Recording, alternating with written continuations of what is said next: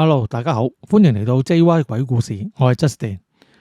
今期咧就係讀者投稿嗰一期啦，咁分別有聽眾Jason 啦，同埋Yami 兩位嘅。另外咧今期亦都有咧就佛教小故事。如果大家睇完今期嘅節目咧，覺得喜歡嘅話咧，就麻煩大家點讚啦、留言啦，同埋分享俾你嘅朋友。未訂閱嘅觀眾咧就快啲訂閱啦，訂閱咧就係免費嘅。訂閱咗之後咧，最好就順便撳埋側邊個鐘仔。咁當我哋有新片嘅時候咧 ，YouTube 就會通知你噶啦。另外咧，如果你想支持本台發展的話咧，就可以透過呢個 Super Fans 功能咧嚟支持我哋。而除咗 Super Fans 功能之外咧，亦都可以透過以下嘅方法咧嚟支持我哋嘅。咁喺呢度咧要借少少時間咧，就多謝幾位聽眾先嘅。咁佢哋分別就係 BB 井啦、Martin、Yami、真 Eva、JoJo VK2DM、丁小生，咁佢哋都係透過咧 Super Fans 咧支持咗我哋嘅。另外咧 Elotly 咧亦都透過咗咧 PayMe 咧支持咗我哋。咁當然啦，我亦都好多謝就曾經睇完片之後咧就有點讚留言同埋分享俾朋友嘅聽眾。好啦，咁就唔阻大家時間，咁我哋開始啦。好啦，咁首先講嘅第一個故事就講咗Jason 嗰個投稿先啦。Jason 呢個故事咧其實都有段幾曲折嘅來歷嘅。因為其實佢將會咧將呢個故事就會係有一系列咁樣發生落去嘅。就要講下咧佢呢個即係故事嘅來源係點得嚟噶啦。就話說咧，其實 Jason 咧就有個朋友，佢個外公咧就啱啱就即係離咗世啊。都80幾歲咁去世噶啦。話說佢朋友啲屋企人咧就收拾佢外公嗰啲遺物嘅時候咧，就發現咗一本筆記簿啊。筆記簿咧原來就記載咗咧佢外公咧之前咧遇過嘅一啲咧靈異嘅經歷。由於佢外公咧本身後生嘅時候咧就學過啲道術啊。其實功夫應該都幾夠添嘅。所以咧佢就會幫人哋咧，有陣時會幫人就即係驅邪捉鬼啦。亦都有陣時咧就會幫人睇下風水咁樣。但係呢啲始終都係一啲即係兼職嘅性質啦。其實佢本身自己咧就有一盤生意嘅。佢開咗間鋪頭，就幫人哋咧就做棺材嘅。同時亦都即係做埋啲紙紮方面嗰啲嘅嘢啦。由於佢職業本身嘅關係啦，所以咧佢外公咧恭喜一生人裏邊咧，其實都遇過咧就唔少呢啲咁嘅靈異嘅故事嘅。所以咧佢就份筆記裏邊咧亦都記低咗佢呢啲故事。不過咧就據Jason 講咧，因為本筆記咧本身都年代久遠啦。即係有少少殘破，同埋啲字咧亦都開始有啲蒙啦。所以咧佢要即係睇翻啲裏邊嘅內容咧，都要花啲時間。今次咧就首先咧就係佢講睇完之後咧就第一個故事嚟嘅。話說Jason 個朋友個外公咧姓劉噶啦。就通常咧佢啲村裏邊嘅人咧都叫佢做紙紮劉嘅。亦都有啲人咧就會叫佢做老劉。都係一個稱呼啦。雖然佢就做咗一啲即係做棺木同埋紙紮嘅工作啦。由於紙紮劉個為人咧就即係中意樂善好施又中意幫人。所以咧其實喺條村裏邊呢個名望咧都非常之高嘅。而紙紮劉咧佢亦都咧就收咗2個徒弟。大徒弟咧就叫做阿峰。就主要就係繼承翻佢咧就幫人咧即係做棺木嗰啲咁嘅手藝啦。而另外一個徒弟咧就叫做阿元。主要咧就係做啲有關紙紮方面嘅咁嘅工作嘅。就個故事咧就發生喺咧話說有一日咧紙紮劉就即係行來就喺晏晝就冇乜嘢做啦。坐咗喺自己鋪頭門口咧就喺度食緊水煙。就喺佢吞雲吐霧之際啦。突然之間咧就有個村民咧好慌張咁樣咧走去揾紙紮劉喎。劉叔好似叫劉叔好啲喎，即係我哋都叫佢紙紮劉好似唔係咁尊重。我哋都係以後叫佢劉叔啦。劉叔見到個村民咁慌張問佢咩事啦。村民就講翻，佢就話咧佢就啱啱喺隔離村咧就翻嚟。而喺佢哋即係翻嚟嘅途中咧，佢就見到咧有個女人咧就喺個森林，即係佢哋有片小森林嘅。就喺個森林嘅其中一棵榕樹上邊咧就上吊輕生啊。劉叔一聽到佢咁樣講咧，就即刻就放低個水煙啦。之後佢就諗咗一諗，佢就話個女仔個情況係咪同上兩次有啲相似啊？之後嗰個人話係啊，同上兩次差唔多啊。點解林叔佢會咁樣問呢？佢話咧，因為即係呢個女仔咧，其實已經係今年裏邊咧第3個咧輕生嘅女仔嚟嘅啦。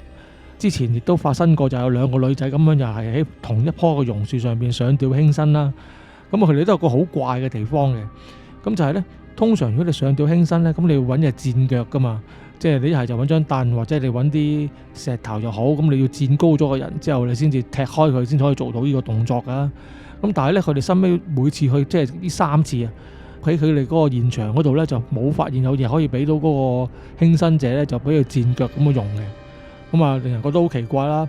咁啊，曾經就有人諗過，會唔會係嗰個輕生者即係佢就自己擒棵樹咁樣去到個樹枝頂嗰度，咁啊自己套咗條繩之後就咁跳落去咧？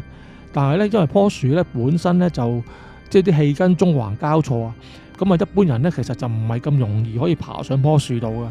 咁所以大家亦都否定咗呢個可能性。咁啊，總之大家咧就覺得呢件事咧就即係非常之怪異啦。咁啊，柳叔跟住就諗下就即係若有所思咁啦。咁啊，之後佢就叫嗰個村民咧就即係唔好咁緊張住先。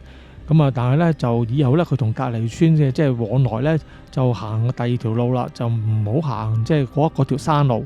咁啊，最好咧就盡量咧就避開嗰個榕樹嗰個位。咁啊，個村民咧都聽咗佢講嘅。咁啊，聽完佢講之後咧，咁啊收尾都離開咗啦。咁啊，收尾又到咗第2日。咁啊，隔離村嗰個村長咧就走咗過嚟咧，就揾阿柳叔啊。咁嗰個村長咧就同阿柳叔講，佢話琴日咧有個人喺個山路度咧就上吊輕生呢件事，你應該都聽過。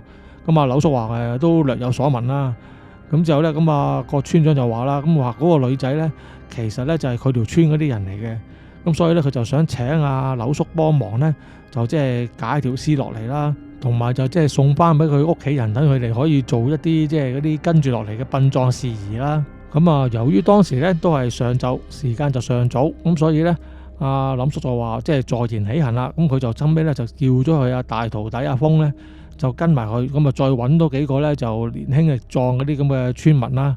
咁啊推架木頭車咧就去嗰個即係森林嗰個榕樹嗰度咧，就即係解翻嗰個女仔條屍體落嚟啦。咁樣咧，由於咧一路上咧，其實當時個天氣咧即係夏天嚟嘅，都幾熱下嘅。但係咧，佢哋行下咧，就當佢哋離遠見到棵榕樹啦，上邊就即係吊咗個女人喺度啦。咁其實當時咧就唔知係心理作用啦，定係咩原因啦？佢哋其實個個咧都覺得忽然之間呢啲氣温咧就急降咗好多，即係不但止唔覺得熱，仲有啲涼意添。同埋同一時間咧，佢哋覺得咧四周圍嘅環境咧突然之間咧就好寂靜啊！即係突然之間就又冇咗嗰啲即係譬如啲蟬嘅叫聲啦，又冇雀仔嘅聲啦，乜都冇。四周圍咧即係好似突然之間好似隔咗音咁樣，冇晒聲音咁樣。咁個氣氛咧其實都有啲凝重嘅。咁啊，柳叔啊見得大場面多啊，咁佢咧就都不為所動。但係咧佢啲徒弟啊同埋嗰啲即係村裏邊嗰啲壯丁咧，其實佢哋咧都覺得咧即係有少少緊張到係有個壓迫感，係令到佢哋覺得咧即係有少少呼吸困難咁嘅情況。咁啊，可見當時其實嗰個即係現場嘅環境個氣氛應該都係即係有股逼人嘅即係壓力喺度。咁啊，結果就由阿柳叔咧就帶頭啦，其他人就跟住尾啦。咁啊，柳叔同嗰個村長，嗰日個村長都跟埋去嘅。咁啊，柳叔就去到嗰個女人呢個身下邊啦，咁就望一望個女人。當時因為個村長都有跟埋去噶嘛，咁佢就話即係呢個就係佢哋嗰度村嗰個女人啦。咁啊，據阿村長所講呢，其實呢上吊嗰個女人呢就叫做小芳。咁啊，其實咧都係20歲都未夠啊，10零歲嘅啫。咁啊，基本上咧就佢屋企人咧就耕田嘅，即係農務為生嘅。咁就佢都係屋企啊幫下手咁樣啦。咁但係由於個樣咧都生得咧幾標緻嘅，咁所以咧基本上咧就附近幾條村嘅即係啲適婚年齡嘅男士咧，都其實都睇上咗阿小芬嘅。咁啊，其實都有好多人咧就即係去説媒咁樣啦，即係想啊即係娶阿小芬咁樣嘅。咁但係咧，佢而家無端端自己咁樣自尋短見咧，的確咧就令到人咧覺得咧就莫名其妙啊！咁啊，而阿柳叔亦都覺得即係好惋惜啦，即係大好芳華，居然就咁啊離開咗。咁啊，就喺呢個時候咧，阿柳叔就拍一拍佢阿徒弟啦，阿峰啦，就叫佢咧就即係用個飛索咧就爬上去個棵樹枝上邊，之後咧就解咗嗰個屍體落嚟啦。咁啊，之後阿峰咧就跟住佢師傅講嘅意思咁去做啦。咁啊，上到去咧就解個屍體落嚟。咁啊，林叔啊同埋幾個村裏邊嗰啲男人咧就喺下邊就即係接住嗰個屍體。咁啊，當佢哋接咗個屍體之後咧，就將佢擺上個木頭車度。咁啊，之後就俾個村長即係叫佢睇清楚啦，睇下呢個係咪即係你有冇睇錯，佢係小芬係咪即係冇搞錯噶啦咁樣。咁啊，後尾個村長亦都確認咗嘅。但係咧就喺呢個時候咧，阿柳叔咧佢除咗咧即係心情沉重之外咧，就見佢眼裏邊咧都有啲咧就好疑惑咁嘅神色啊！即係好似若有所思咁樣。咁所以咧，收尾咧佢就叫個村長咧就帶埋嗰啲幾個男嗰啲壯丁啦，咁啊一齊推咗嗰個屍首咧就翻去佢哋村裏邊先。咁啊而阿柳叔咧同埋阿峰咧就兩個咧就留翻喺嗰度。咁佢哋話仲有少少嘢咧要搞。咁啊於是乎咁個村長就叫啲人就一齊帶住嗰個女仔嘅屍首就走咗啦。咁啊當阿柳叔見佢哋走遠咗之後咧，咁之後佢就同阿峰咧就講啦，佢就話咧佢哋兩個咧就喺附近咧就即係圍住棵樹嘅附近就睇下咧有冇啲咧即係奇怪嘅嘢喺度。咁啊佢初阿峰都唔明白點解師傅佢會咁樣講嘅。咁但係師傅叫到嘅，當然要做啦。咁於是乎佢兩個咧就開始睇下四周圍咧有冇啲奇怪嘅嘢啦。就呢個時候咧，阿峰就同阿柳叔講啦，佢啊突然之間咧就喺樹嘅後邊啊，就發現咗一啲咧就好似拜祭過嘅香燭祭品咁啊，即係呢啲咁嘅物件留低咗喺度。咁佢就問阿柳叔呢啲算唔算係奇怪嘅？之後阿柳叔話算。咁之後於是乎咧，阿叔話等我睇一睇。之後柳叔就行埋去樹後邊又睇啦。咁之後咧佢就收尾咧就睇完之後咧，佢就見到咧喺嗰啲樹嗰啲氣根即係中環交錯之間，好似咧有啲紅色少少嘅紙喺度咧，就唔知咩嚟嘅。咁啊即係攝咗喺裏邊。咁啊於是乎咧，阿柳叔咧就伸隻手埋去咧，將嗰張紅色紙就小心咁樣就掹咗出嚟啦。之後咧佢一睇咧就發覺咧就係寫住一個咧時辰八字嘅。咁啊但係咧就唔知道係邊一個人嘅八字嚟嘅。咁呢個時候咧，阿柳叔就覺得更加奇怪噶啦。咁但係佢都唔諗咁多住。咁啊於是佢就吩咐阿峰咧就即係將呢度所有嘢咧就包埋一齊。咁啊佢哋帶翻去佢哋鋪頭度咧，之後再研究下睇下究竟係咩嚟啦。咁啊跟住咁佢哋就離開啦。咁佢哋兩個咧就一前一後咁樣行嘅。咁啊柳叔就行先啦。咁阿峰咧就跟住佢後邊。咁啊就喺呢個時候咧，柳叔咧突然之間咧就聽到佢哋後邊咧就傳嚟咧噼啪一聲有啲嘢跌落地下咁嘅聲。咁啊轉頭一睇咧就見到咧佢徒弟阿峰咧就好似俾嘢棘親咁樣。咁啊成個咧就搭咗喺地下嗰度嚟。咁啊其實嗰陣時阿柳叔即刻順住個勢咁啊望一望佢隻腳啦，就見到阿峰咧其實就俾棵嗰啲榕樹嗰啲根咧就即係棘到隻腳咁樣。之後柳叔咧其實個心裏邊咧就覺得好奇怪噶啦。咁啊佢個口裏邊咧佢就講得好冇嘢，但係其實佢個面色咧已經好凝重噶啦。咁佢又一邊咧就行埋去阿峰嗰度，一邊咧就喺度咧個口就同阿峰好似責備佢咁啦，即係同阿峰講，佢話喂，你咁大個人行路唔帶眼嘅，咁樣都會俾個樹根棘跌嘅。但係咧佢講啊講得輕鬆，但係其實咧佢個表情裏邊咧就好嚴肅啊。隻手咧亦都咧慢慢咧就伸咗去背後嗰度咧就攞咗一把柴刀出嚟。咁啊而呢個時候咧阿峰就唔知道啊柳叔發現咗啲咩噶嘛。咁啊只係咧就諗住即係其實啱啱佢撞親個心口啦，一時間都講唔到嘢。佢過咗2秒鐘之後咧，先至想同阿柳叔解釋啦，即係話即係佢都唔知點解突然之間會俾嘢棘到啦。但係柳叔咧就基本上就冇聽佢解釋，佢就趁喺阿峰講嘢期間咧，咁啊柳叔咧一度咧就舉起把柴刀就念咗一句咒語，之後咧就一下咧就劈咗落去嗰個棘跌阿峰嗰條樹根嗰度。咁而就當阿柳叔咧斬斷嗰條樹根嗰陣時啊，同一時間咧，咁啊突然之間就唔知點解咧，四周圍個空間嗰度咧發出咗一下慘叫聲，個聲音咧就分別唔到係邊度嚟嘅，就好似咧圍住佢哋周圍咧喺度回蕩咁樣。而其實咧阿柳叔頭先劈斷嗰條樹根嘅時候咧，亦都覺得嗰條樹根即係個氣根咧有啲唔妥噶啦。咁啊一般喺地下嗰啲根應該就好即係硬至係枯乾咁樣。咁但係咧當佢斬落去嘅時候咧，就發覺咧嗰條根咧竟然係軟嘅。即係而當佢斬開咗之後咧，仲見到嗰個斷開嘅樹根咧，仲好似咧即係好似啲動物咁樣啊！即係掙扎咗兩下，發咗兩下之後咧，先至停低咧，就靜止咗落嚟。咁啊，柳叔一見到咁嘅情況，知道即係大事不妙啦。咁啊，即刻就扶起阿峰咧，就諗住即刻即係攞埋啲嘢就離開啦。咁而就喺呢個時候咧，隨住嗰個怪叫聲即係停咗之後咧，突然之間四周圍咧就即係颳起咗大風。咁啊，一時間咧就吹咗咧好多樹葉咧就落嚟。咁而嗰啲枯葉咧，亦都隨住嗰啲咁啊一陣咁嘅怪風咧，就喺度咧就盤旋啊，即係圍住阿柳叔佢哋啊。咁啊，柳叔就知道即係唔掂啦。咁啊，佢就叫阿峰啊拎住啲嘢先，之後佢就攞咗條符出嚟。咁啊，唔知佢用咩方法咧，佢就好快咧就點着咗條符。之後佢將條符咧就喺自己身前面咧就畫咗個圈，畫完之後咧就念咗啲咒語啦。跟住咧就叫捉住阿峰咧，就兩個人咧就即刻咧好似穿過嗰個圈咁樣咧就離開咗嗰度。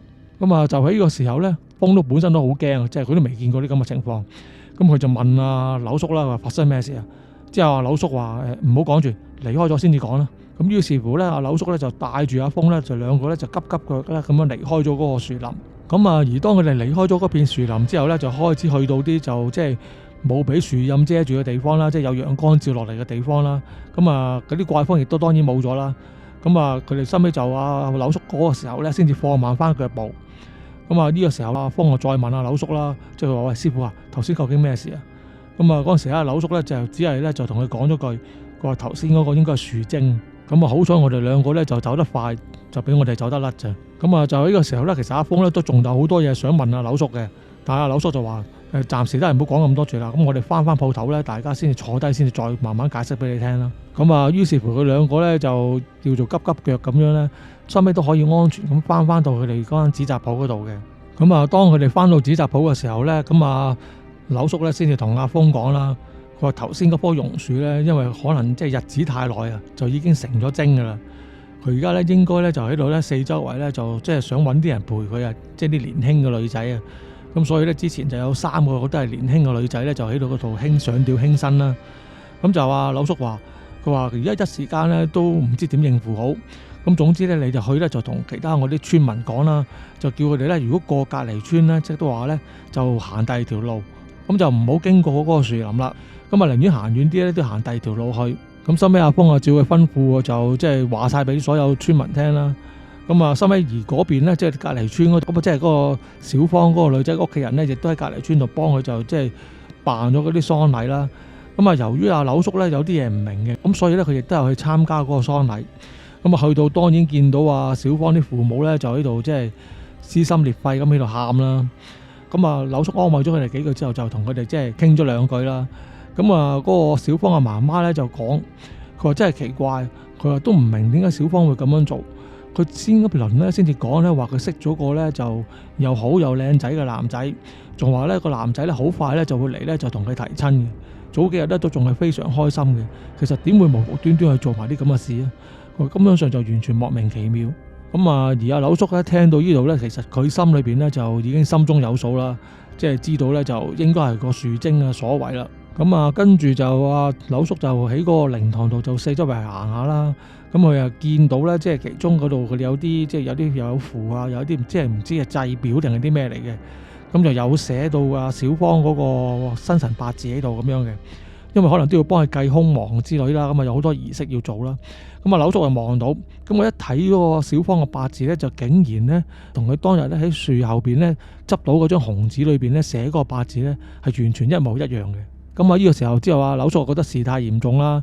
咁於是乎咧，佢就行埋一邊之後就入嗰個村長埋嚟，咁啊同個村長講，佢話咧而家棵榕樹咧就應該咧就成咗精噶啦。咁佢而家咧就專門咧就揾啲後生嘅女仔咧，就即係唔知用啲咩方法就迷惑佢哋，就令到佢哋咧就自己輕生，跟住咧佢就會咧就鎖住佢哋嘅魂魄，咁啊要嚟服侍佢。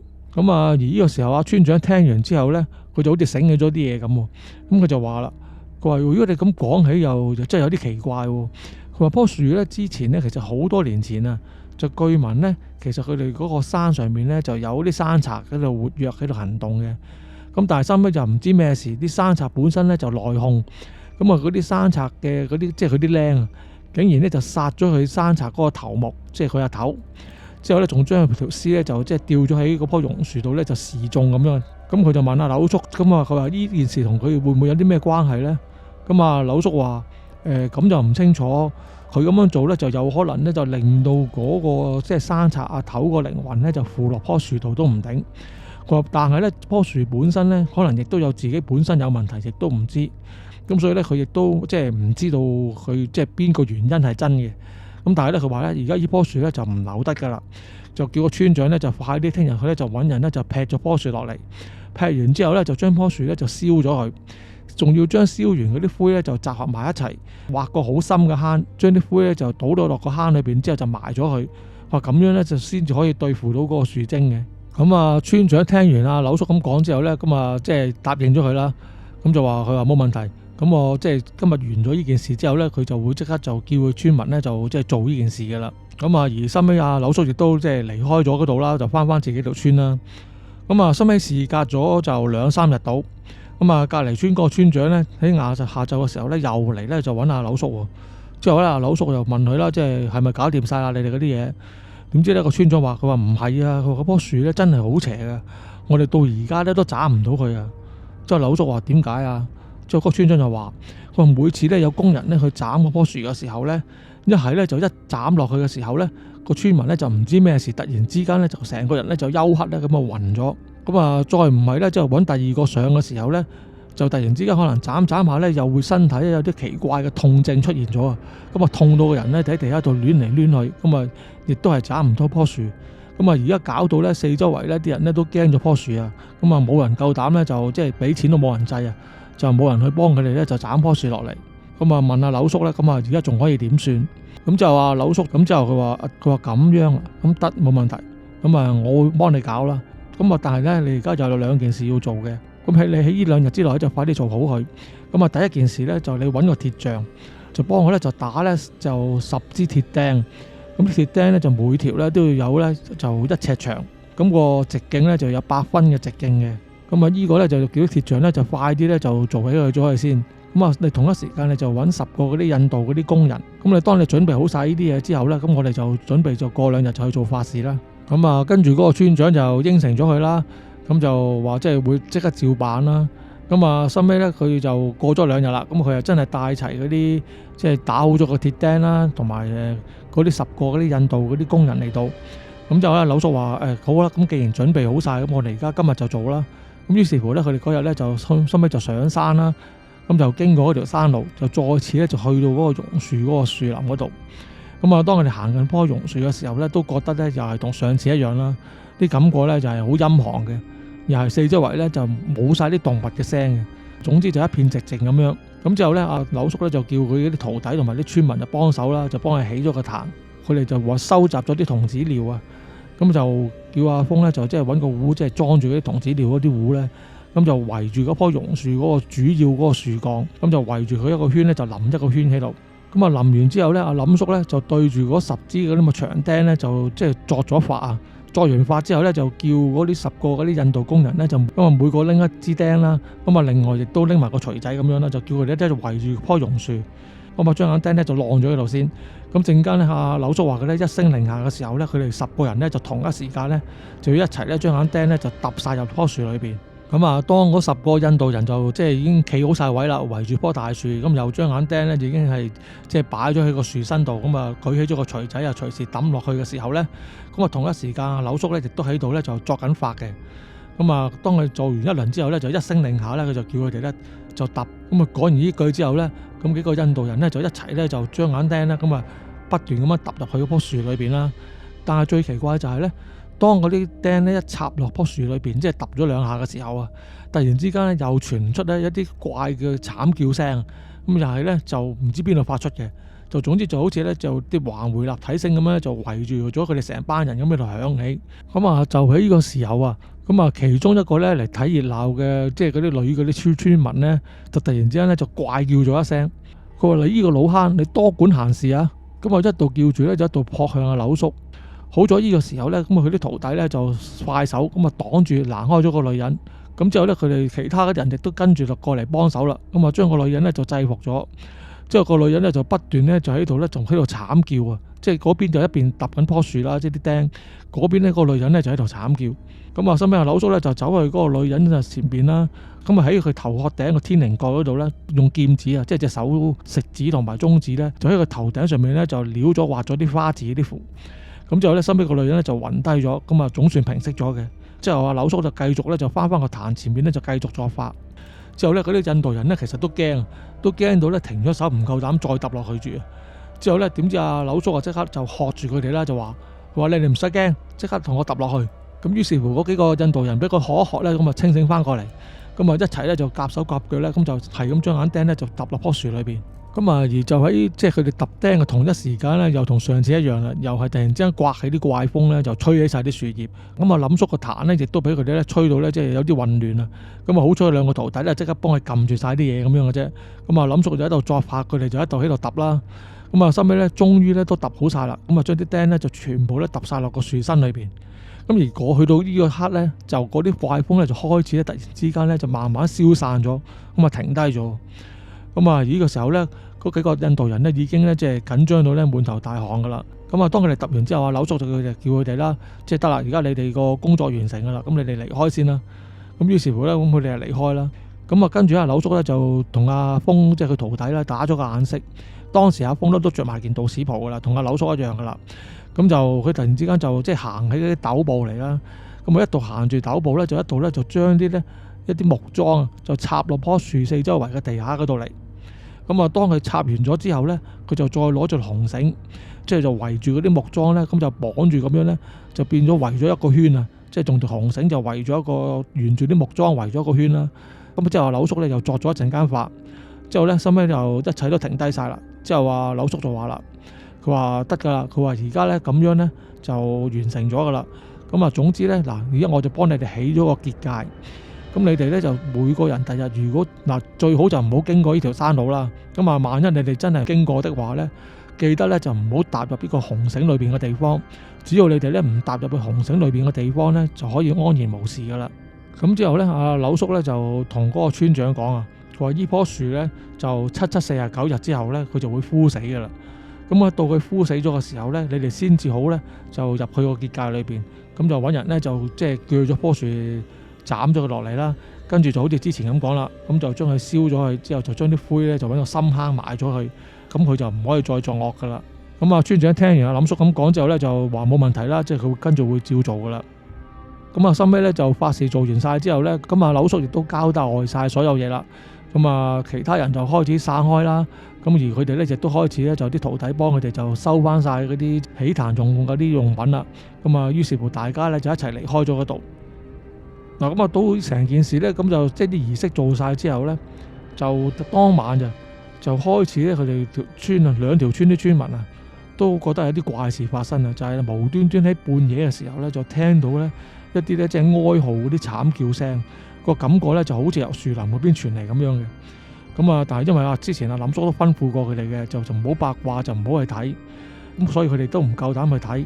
不過咧，大家個心一度聽住嗰啲夜晚咁嘅怪叫聲咧，個心亦都好唔安樂嘅。咁啊，話說咁啊，做完嗰個儀式之後咧，就啲怪叫聲就每晚都有出現。咁啊，當到第3晚嘅時候咧，咁都係有慘叫聲喺度發出嚟。咁但係咧嗰晚咧就無端端就落咗一場大雨啊！咁啊，雨勢就越嚟越大，跟住咧仲要行雷閃電添。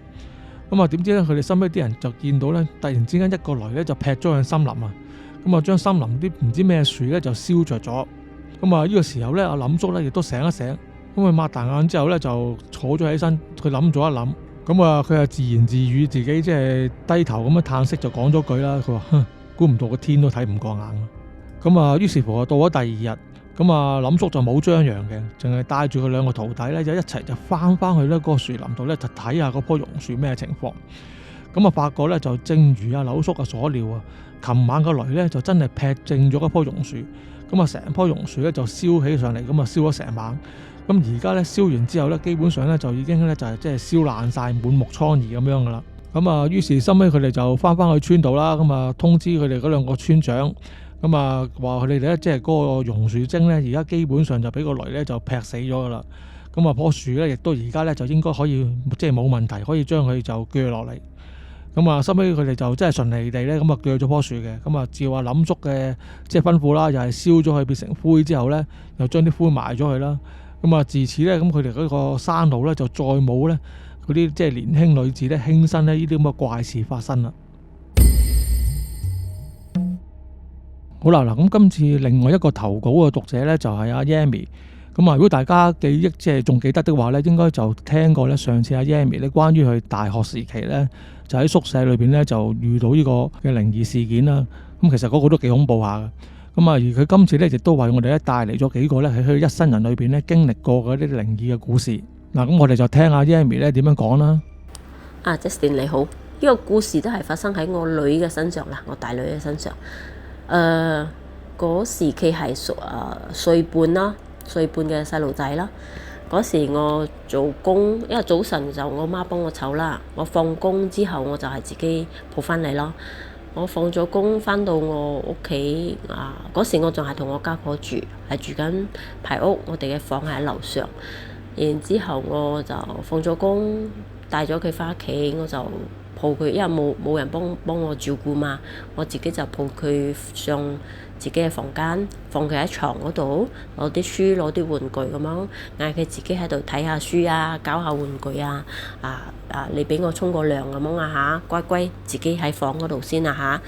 然之後我就去沖涼咯，沖咗涼出嚟呢，我話陪我女玩咯，我女就同我講：媽咪，頭先你去沖涼啊有個伯伯同我一味同我揮手喎。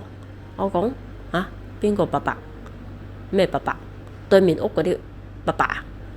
因為對面我哋係窗口同對窗口都有鄰居，都有對面都有屋噶嘛，都係睇到對方噶嘛。如果佢打開個窗簾布啦，我講係咪對面嗰啲鄰居幫你同你打招呼？佢講唔係喎，係一個伯伯喎，喺窗口旁邊咁樣睇到佢半個身啦，好近窗口個，貼住窗口個喎，喺旁邊嗰度同我揮手喎，一味同我揮手喎。咁我問佢：咁你有理佢冇？佢講我冇理佢喎。你嗌我唔好同陌生人打招呼，同埋唔好睬陌生人噶嘛，我就冇理佢，教翻我自己嘅嘢咯。咁樣我講吓，我嘅房係2樓喎，貼住窗口有個伯伯同你打招呼啊！我心諗啦，咁你見到乜嘢？然之後佢問我，佢都係好懂事嘅一個細路哥，雖然佢歲半啦。咁媽咪做咩？我哋喺樓上啦，做咩旁邊會有個伯伯咁樣嘅？同我招手嘅？我講冇啦。我講佢又問我係咪鬼啊？佢又知道鬼係咩嘢？我講唔係啦，唔係鬼嚟噶啦。我講世間上冇鬼噶啦。我講世間上冇鬼。咁嗰個係咩嚟嘅？我講可能係外星人咯，佢嚟探訪下地球人咯。因為如果係講鬼，一定會嚇親啲細路哥嘛，大人都會驚咯，所以講外星人會比較舒服啲啦。咁佢都接受啦，俾我呃到啦。呢個故事就係咁啦。仲有一個呢，就係我老公嘅鬼故，佢嗰時係一樣咯，都係喺讀緊書嗰時，中學生，都係屬於中4、中5噶，唔知邊一年啊。佢就係喺屋企瞓覺咯，半夜瞓到朦朦朧朧呢，佢因為人有時會瞓身啊，咁樣會醒一醒啊嘛，一醒多少佢會聽到佢嘅頭頂，因為佢嘅床拉尾係一個矮嘅衣櫃嘛，佢就聽到佢頭頂喺衣櫃嗰個方向就聽到有翻書嘅聲。翻書牽嗰本書嘅聲，佢就諗住係風扇吹到咯，但係唔係喎。佢因為佢已經有多少嚇到，又屬於係半清醒咗嘛。佢再聽落去係牽一面，然之後停大概半秒，再牽一面，好似真係人哋睇緊書嗰個翻書嘅嗰個節奏咁樣。佢就好驚咯，已經係全醒咯，差唔多，但係佢就唔敢有任何反應啦，都係喺嗰度詐瞓咯。因為又唔敢嗌喎，因為佢唔知點算啊，因為嚇到都唔知點算啊。就尾佢聽咗好耐，佢講佢聽咗好耐，佢係一面咁樣牽嗰本書嘅。然之後聽朝早，佢後尾都係驚到瞓着咗啦。然之後聽朝早冇返學嘛，唔使返學嘛，佢就大概係9點零10點起身咯。起身咗，佢第一件事就望向嗰個衣櫃嗰度，衣櫃嗰度真係有本書放喺個衣櫃嗰度，有本佢嘅書嚟嘅，放喺嗰度。所以佢諗，琴晚到底係邊個喺度翻書？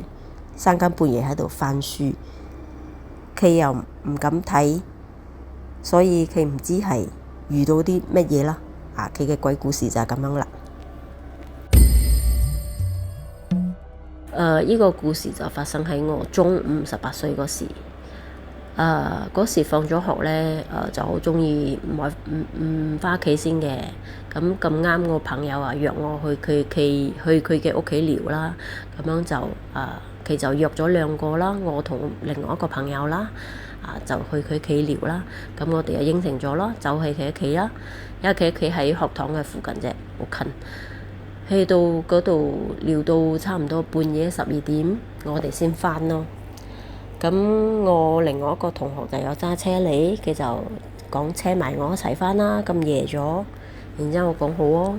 然之後佢 start 咗車，我哋出發嗰時，佢又講：哎呀，我有啲嘢我揾下先咯，我揾下先，你等我下。我講好啊，你慢慢揾啦。我講，咁佢揾嘢之餘，我就四周圍望啦，就望到我隔離停咗一架嗰個貨 van。嗰貨 van 我就睇到有一個男人坐喺嗰個輔助嗰度，我係睇到佢嘅五官嘅，睇有佢嘅頭髮整整齊齊、企企理理。不過我淨係睇到佢個粒頭啦，因為貨 van 同私家車嘅高度唔一樣嘛。我心諗咯，我一味望實實咯，我又冇諗到係係鬼啊定係人啊。我話一味覺得係人啊！我做咩個人咁得意嘅？12點咁夜坐喺嘅貨 van 嘅輔助嗰度嘅，得咁夜咯。然之後我一味等我朋友之餘就一味望住佢，我冇望去第二邊，因為我好好奇嘛。我有一個八卦嘅人，我話睇佢表情係冇表情嘅咯，木口木面嘅咯。然之後佢嘅眼神就望嘢就好似唔係望嘢咁樣咯，佢眼神係俾到我嘅感覺係好空啊，唔係兇神惡煞嘅兇啊，係好空虛嗰個空啊。然之後好似 robot 咁樣咯，機器人啊。咁仲有加上咧，我就好奇怪就係佢做咩係成粒頭係青 BB 嘅咯，青色嘅。咁奇怪嘅，做咩有個青 BB 嘅人坐喺度，又唔落車唔知喺度做咩啦，又四周去望，又唔係講揾緊嘢或者係聽緊電話之類，唔係咯，係一味咁樣木口木面咁樣望住出邊。咁我朋友之後就揾到嘢啦，揾到佢嘅嘢啦，就開車走咯。聽朝早我嗰個屋主嘅朋友又嗌我哋去佢屋企聊啦。咁去到屋企，我又幫佢講起琴晚嗰件事咯。我講我見到一個好奇怪嘅人坐喺個貨 van 嗰度，咁樣講晒琴晚嘅見到嘅畫面啊。然之後我朋友就講：你見到乜嘢？佢都好嚇一嚇，因為佢講係我屋企出邊，即係喺路邊有停緊一架貨 van，但係嗰架貨 van 係廢棄嘅貨 van 嚟嘅喎。講吓，咁樣我哋就走出去睇咯，真係一架係廢棄咗嘅貨 van，已經係停喺嗰度，係完全係爛晒噶啦，冇晒玻璃鏡擋風玻璃冇晒車頭生晒鏽車胎已經流晒泄晒氣噶啦。講下，我睇到一個人坐喺個貨 van 嗰度，琴晚咁我係睇到嘅係乜嘢？我唔係遇到鬼係嘛？我咁樣問翻佢哋，佢哋講唔知喎。然之後個司機琴晚請我翻，個司機又你又唔嗌我望下？我講我又唔識嗌你望下喎，唔知呢。到而家我都唔知我係見到係人啦定係鬼啦。嗱，咁阿 Yami 分享嘅故事咧就嚟到呢度啦。咁喺度咧就再多謝一次咧，阿 Yami 咧就分享咗佢嘅一啲靈異嘅經歷啦。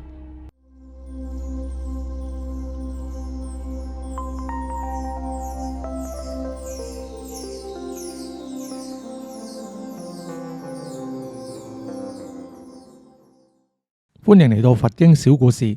咁我哋而家就開始講我哋呢個故事啦。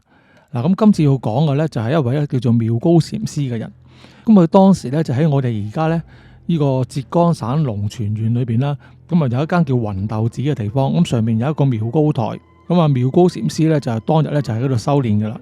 咁啊其實妙高禪師本身咧都係個好聰明嘅讀書人啊，即係出家之前，咁啊後尾就入咗佛門啦，咁佢亦都好用功，咁啊晝夜不停咁喺度打坐念經啦，就力求精進啦。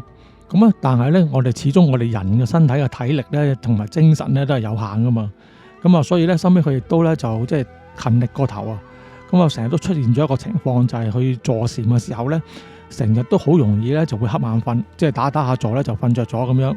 咁啊佢本身個人咧就對自己要求好高啦，咁啊當然啊即係覺得呢樣嘢就唔係咁好啦。咁佢心裏邊就諗啦，即係生死大關都未了，即係點可以咁懶惰，即係成日瞌眼瞓嘅咧？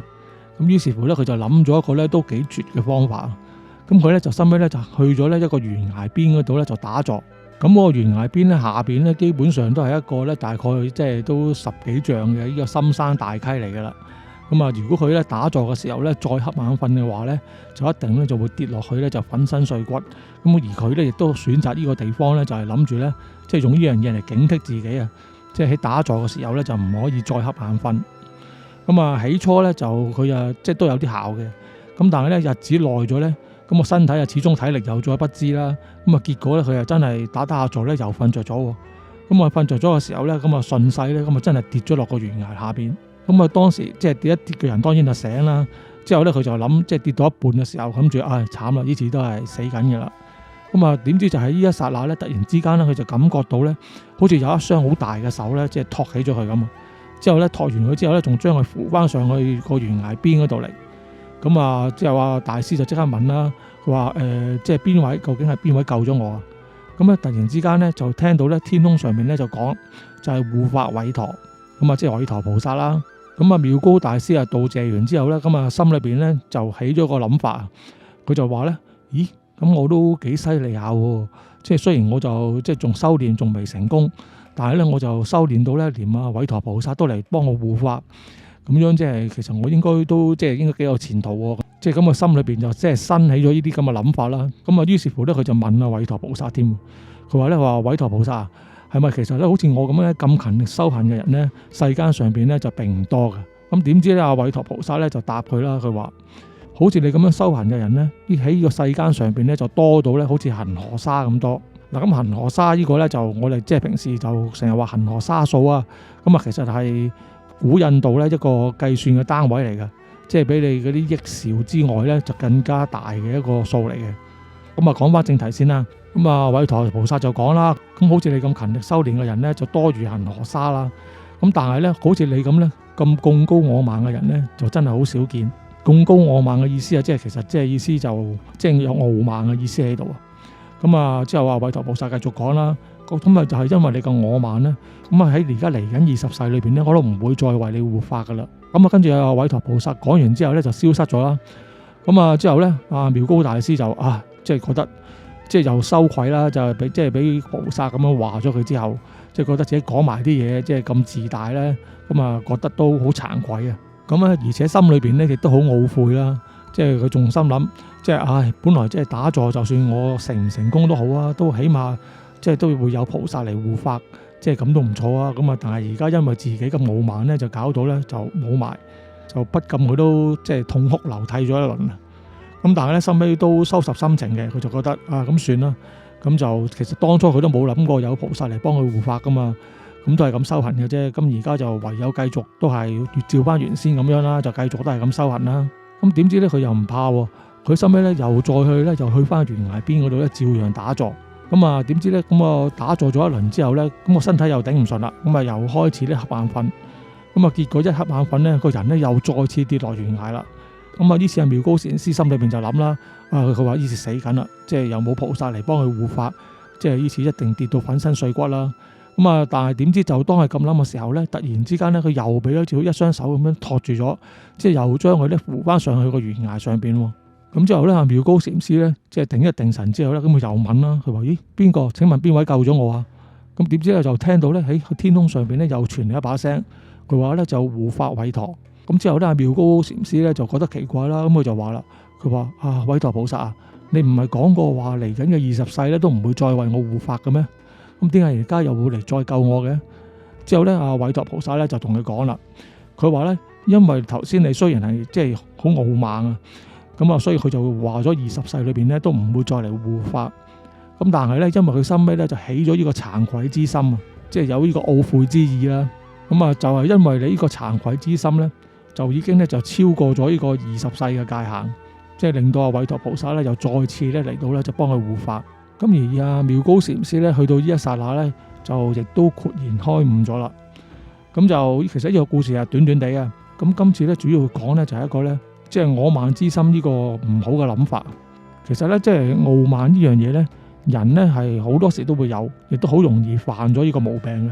即係可能自己稍為有少少成績啦，咁啊當然啦，有啲人可能連少少成績都冇嘅時候，只係覺得自己勁，咁啊佢都會好傲慢嘅。咁但係咧，其實傲慢呢樣嘢咧，可以講話咧，即係對自己呢個傷害咧都幾大下嘅。即係係做嗰陣時你就唔知啊，但係咧就做完之後咧，你就先至發覺咧嗰個唔好處咧就慢慢咁嚟。因為其實人咧就最緊要咧就有翻一個咧即係謙虛個心咧就好啲。咁啊，相傳咧喺佛光山嘅淨土洞窟裏邊咧個大門咧就好奇怪嘅，佢個就其實裏邊個地方就大嘅應該，咁但係咧佢嗰個門咧就起到咧只有4尺高嘅啫。咁正常人咁嘅身高咧，如果要行入去咧，咁都要烏低身先至可以行到入去。咁呢一個咧原來咧就係起呢道門起得4尺高嘅原意嚟嘅，就意思咧即係你每個人咧就入去呢個門嘅時候咧，耷低頭烏低身，咁啊提醒你咧就要有呢個謙卑嘅覺悟喺度。咁啊喺佛家裏邊咧就有所謂嘅3毒啦，就即係貪嗔痴啦，即係貪戀一啲嘢啦，發嬲啦，同埋對於一啲嘢過於迷戀。咁啊其實除咗3毒之外咧，亦都有講咧就5毒嘅，即係喺貪嗔痴之上咧仲加多2樣嘢，就係咧呢個慢疑啊，即係貪嗔痴慢疑。慢咧就係即係意思傲慢啦，疑咧就係疑心。咁咧其實疑心呢樣嘢咧都幾常會犯到嘅嘢嚟㗎，即係我自己咧成日都會咧俾疑呢樣嘢咧困擾緊嘅，即係目前嚟計啊，都仲係俾疑呢樣嘢困擾得好緊要。咁啊，都度揾機會再講。不過今次係講翻慢先啦，即係我慢呢樣嘢先。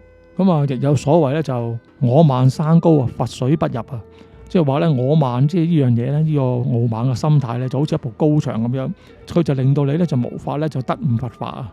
咁啊，其實咧，我慢呢樣嘢咧，其實咧喺一啲即係特別係即係開始有修道嘅人啦。咁因為主要呢個頻道咧，初初咧我就諗住即係講啲小故事。咁啊，但係點知得到大家嘅回應咧，原來當中咧好多人咧都本身咧原來都有即係做呢個修行同埋或者都係信佛嘅。咁就其實即係有呢個情況咧，即係大家去到呢個階段咧，都會好容易犯到一個毛病啊，就係咧會有一個傲慢嘅心。咁啊，因為你對於呢個宇宙嘅了解咧就比人多咗啊嘛。咁有時咧就不其然咧就會起咗一個咧即係傲慢嘅心態喺度，即係覺得自己同佢哋咧就與別不同。咁但係咧其實呢樣嘢好多時都會見到㗎，即係有啲修行嘅人咧，即係初修啦，咁見佢哋講嘢嘅時候咧都會有呢個心態。咁有時我就算上網睇一啲即係大師嘅講經啦，都發覺咧其中有啲大師咧都有呢個心態嘅出現嘅，你會睇到嘅，即係從佢字裏行間講嘢，你就會感覺到。咁呢樣嘢都有時好多嘢都頂唔住咧，都睇唔落去嘅。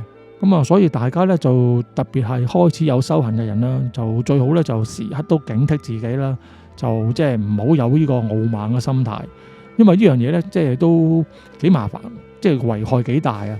嗱，首先咧你就即係傲慢呢個心態，就會限制咗你自己嘅視野啦，同時咧亦都會咧疏離咗你嘅人際關係，令到人哋冇咁中意你咧。就變咗有好多嘢咧，都唔會佢再講俾你聽，同時亦都阻礙到自己前途啦，亦都會隔絕咗一啲外來嘅因緣。